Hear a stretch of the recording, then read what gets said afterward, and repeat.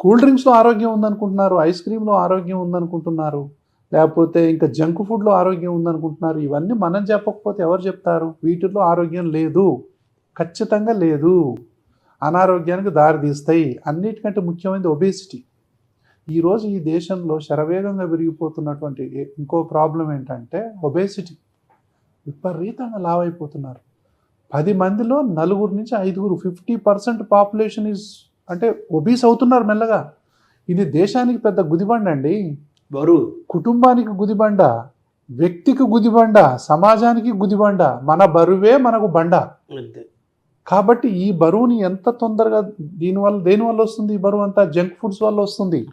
మంచి బ్యాక్టీరియా వల్ల మనిషి చాలా లీన్గా ఉంటాడు. అందుకే చూడండి, వెజిటేరియన్ ఫుడ్ తిన్న వాళ్ళలో వెనకట్లో రైతులు ఎవరన్నా లావు ఉన్న వాళ్ళని చూసారా?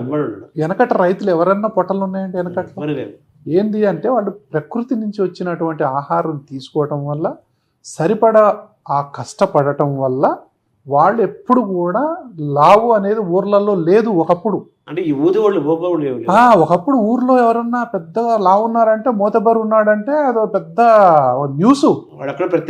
ప్రత్యేకంగా అప్పట్లో గౌరవించేవాళ్ళు. బాగా లావు ఉన్నాడు, పొట్ట పెట్టాడంటే ఈయన కాడ డబ్బు ఉంది, ఈయన కాడ ఐశ్వర్యం ఉంది, ఆయన గౌరవించేవాళ్ళు. డబ్బున్నాయనని.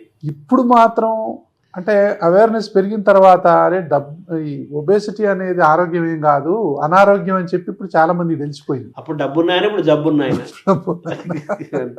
కరెక్ట్ చెప్పారు. సో అన్ని జబ్బులకు మూలం ఒబేసిటీ.